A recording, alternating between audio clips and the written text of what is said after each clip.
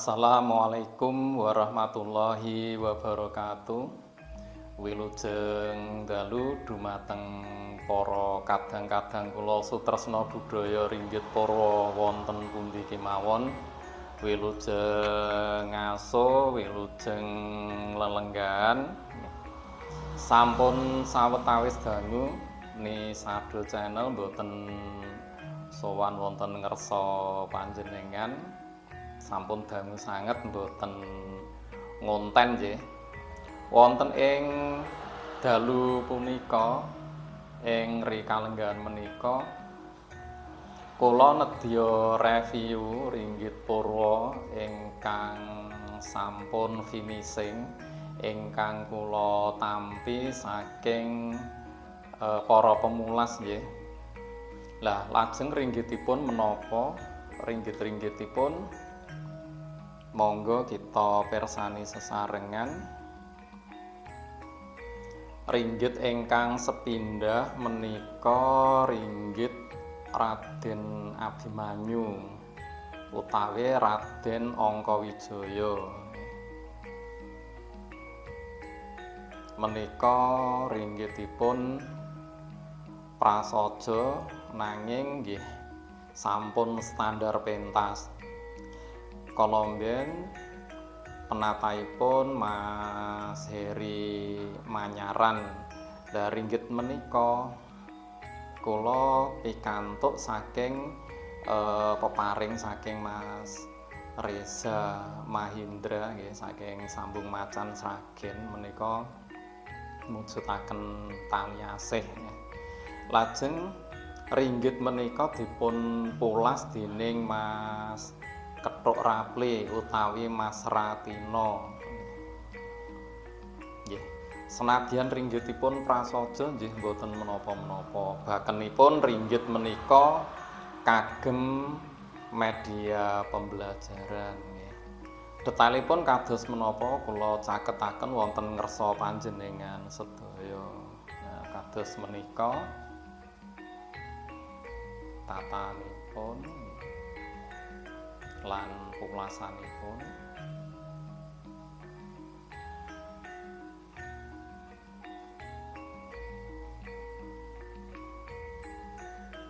Gegelipun tesih pethak nggih dereng digantos. Mboten menapa-menapa.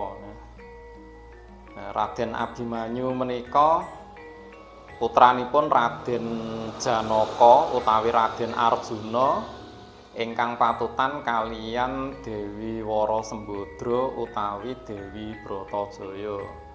Kasatriyanipun wonten ing Plangkawati, garwanipun kalih.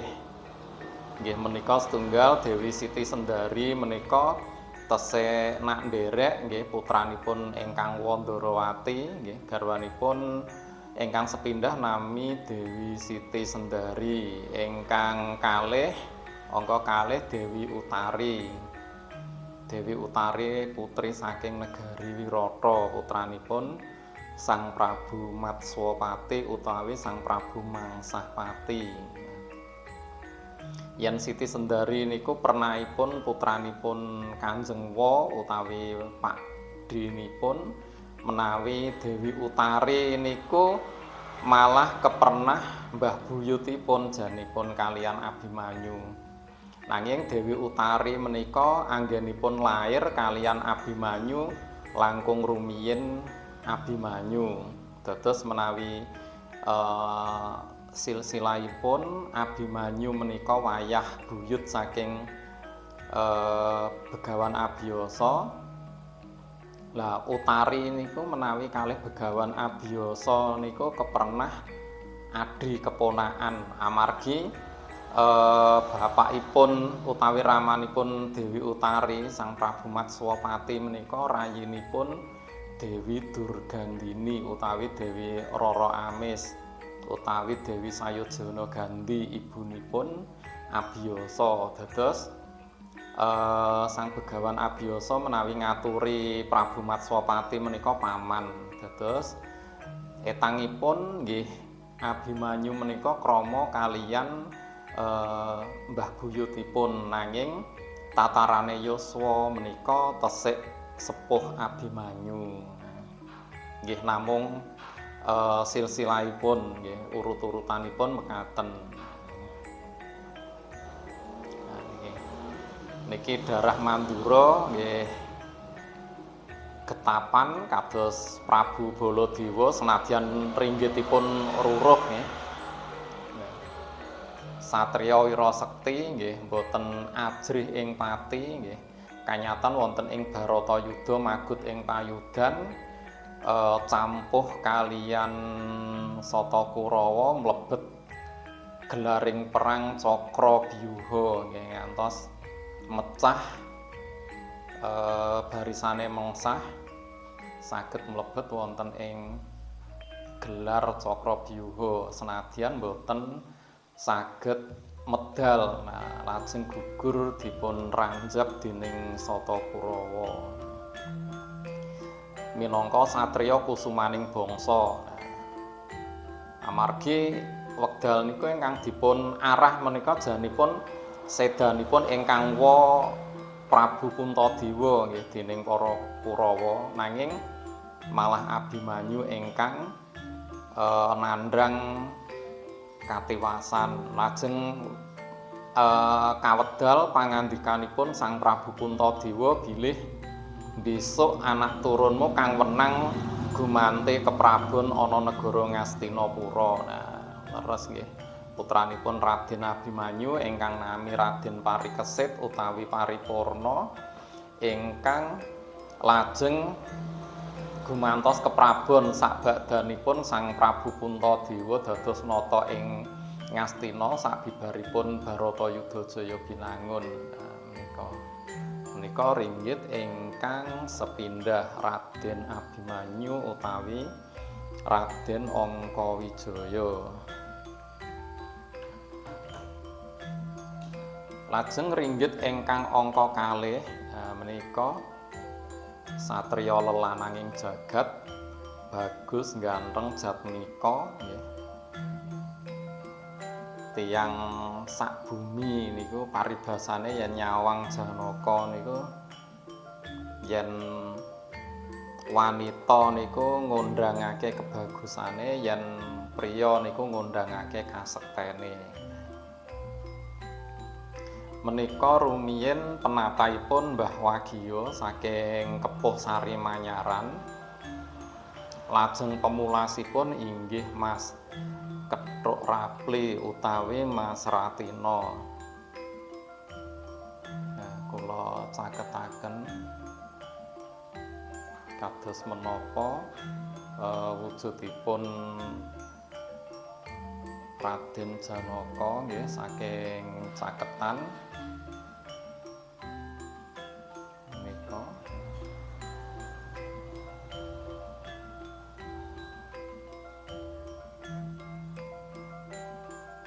Senadyan tatanipun prasaja, polasanipun nggih prasaja nggih mboten dados menapa.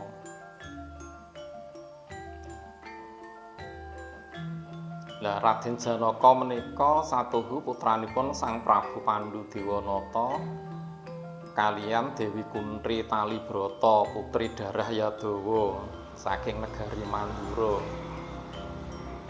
Menika panengah Pandhawa lelananging jagat toh jalining jagat. Dados menika ingkang wenang gadhuh wahyu Makutarama. Ing mriku wonten seserapan utawi wonten tuntunan ingkang wujudipun Astra Brata. Astra menika 8, Brata menika lelaku. Dados lelakune satriya menika kedah nulada utawi nyonto nggih. Wonten 8 utawi wonten Astra nggih. Menapa nggih menika elemen nggih. Antawisipun bumi, geni, angin, banyu terus lajeng rembulan, srengenge, kartika nggih, lajeng swasana. Menika minangka tuntunanipun satriya utawi Narendra ingkang kedah ngugemi Astabrata minangka lelaku dharma wonten ing Jagatraya. Menawi Raden Janaka menika boten perlu kula andharaken deskripsinipun, mbok bilih para sutresna budaya sampun mangertosi nggih wiwit lairipun ngantos Baratayuda menika Janaka menika lelampahanipun kados menapa, mbok bilih para pamiarsa sampun mangertosi nggih kados menapa Raden Janaka menika anggenipun lumampah gesangipun wonten ing Jagatraya menika minangka satriyaning praja. Raden Janaka. Lajeng ringgit ingkang 3, angka 3 menika Raden Setyaki utawi Raden Sencaki utawi Raden Singamulangjaya. Menika nggih mujudaken tali asih saking Mas Reza Mahindra nggih. Niki miturut panjenenganipun penataipun inggih Mas Heri saking Manyaran. Lajeng pemulasipun nggih kirang mangertos nggih. Nanging menika nggih sae sampun standar pentas. Pulasanipun nggih mapan. Menika kula caketaken tatanipun Raden Harya Setyaki utawi Raden Harya Sencaki utawi Singamulangjaya. Kados mekaten ulasanipun. Menika satriya saking Swala Bumi utawi saking Lesanpura, putranipun Sang Prabu Setyajid utawi Prabu Grasena. Kadangipun sepuh nami Dewi Setyabhuma menika kawengku dening Narendra Dwarawati Prabu Sri Bathara Kresna nggih taksih kepernah nak ndulur nggih nak sanak kalih Raden Setyaki. Menika minangka senopati agul-aguling negari Dwarawati. Nggih senadyan gembleng nggih boten menapa-menapa, biasanipun Setyaki menika pasuryanipun Jambon nggih. Menika Raden Setyaki gagah sembodo.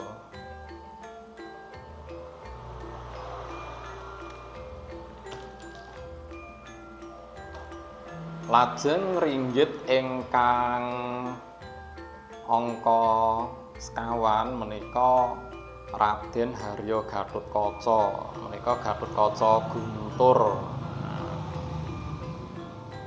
Menika kula tampi kala mben saking Mas Reza Mahindra ugi menika tali asih nalika wulan siam nggih, wulan poso kepengker. Nah menika ringgitipun kados pekaten nggih. Prasaja nggih mboten dados menapa.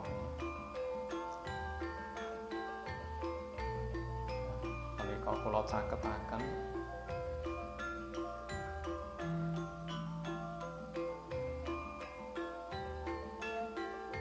ceritanipun. Terus lajeng Patran Kawatan.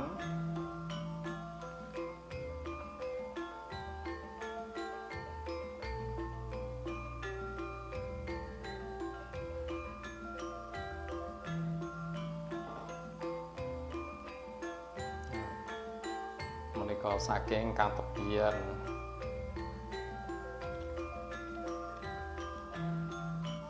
Raden Gatotkaca menika kala mben pemulasipun Mas Kethuk Rapli ugi utawi Mas Ratina saking Pijiharja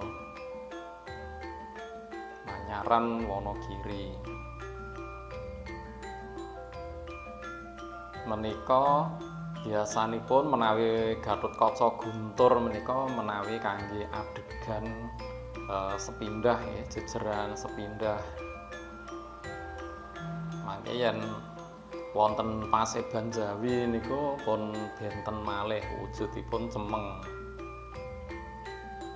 Lah Raden Gatotkaca menika putranipun Raden Haryawerkudara utawi Raden Bimasena ingkang patutan kaliyan Dewi Arimbi utawi Dewi Hidimbi saking Praja Pringgondani, putri Pringgondani atmajanipun Prabu Trembuka. Nggih menika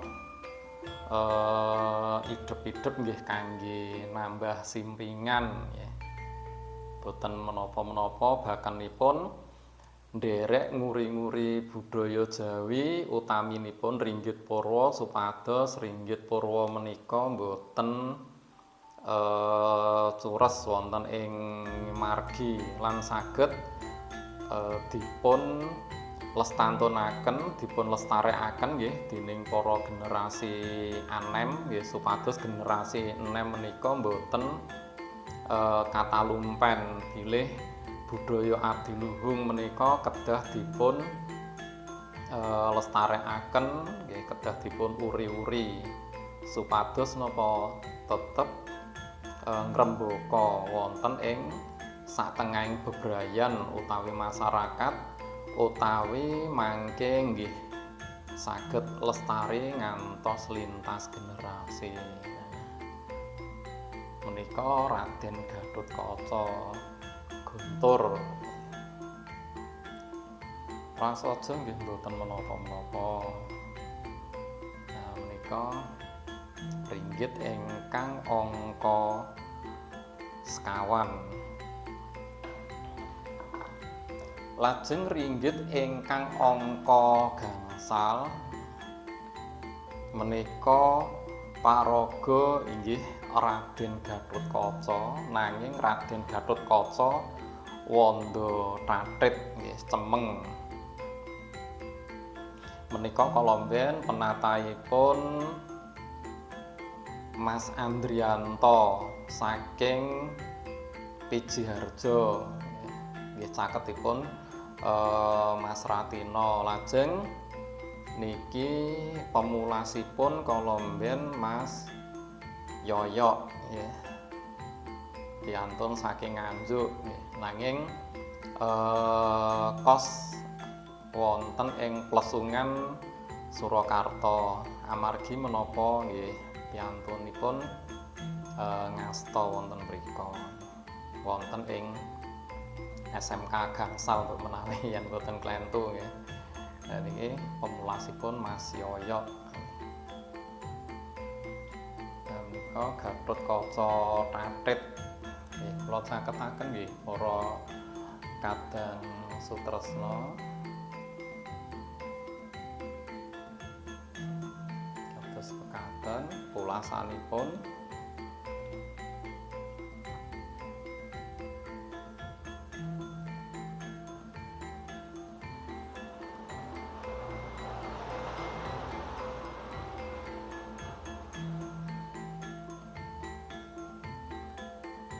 ya, Raden Gatotkaca menika tuhu satriya sekti mandraguna nggih digdaya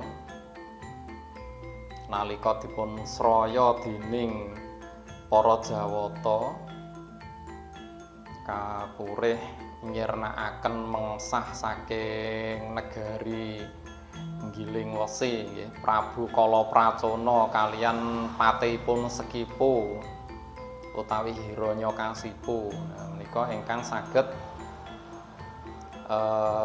nrenggalangi mungsuh saged merjaya Prabu Kalapracana. Lajeng ing Benjang kawisuda dados Narendra ing Selakanda Waruginangun. Dangunipun setunggal taun menawi boten klentu, menawi wonten sanggit sanesipun mbok bilih nggih nyumanggaaken. Nah, Gatotkaca menika nalika perang Baratayuda Jaya Binangun menika guguripun dening Prabu Ngawangga utawi Sang Prabu Basukarna menika amargi menapa ing wanci sampun serap surya nggih sampun dalu nggih akhiripun dipun jemparing Kuntawijaya Danu nanging senjata mboten saged dumugi papan dunungipun Gatotkaca ingkang dirgantara. Lajeng pusaka menika dipun titisi sukmanipun ingkang paman Raden Kalabendana. Nah, saged cumlorot nggih ngengengi puseripun Raden Gatotkaca ingkang duk nalika lair dipun jedhi menika kepanjingan warangkanipun Kuntawijaya Danu. Nah, menika gugur minangka satriya kusumaning bangsa negari Ngamarta.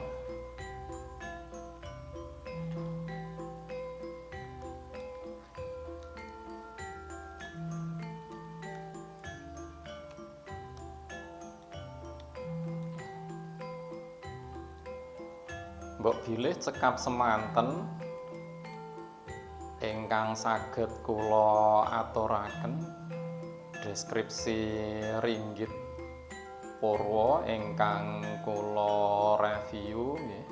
Mugi-mugi ringgit purwa utawi ringgit wacucal tansah ngrembaka wonten ing satengahing bebrayan kita sedaya mboten namung wonten ing masyarakat tanah Jawi nanging nggih saindenging Indonesia sumrambah ngantos mancanegara. Mugi-mugi tetep lestantun budaya adiluhung menika ingkang gadah sinten menawi mboten kita sedaya generasi-generasi ingkang mangke nglestarekaken utawi nguri-nguri ringgit purwa supados mboten cures nggih wonten ing mangsa ingkang badhe tumapak.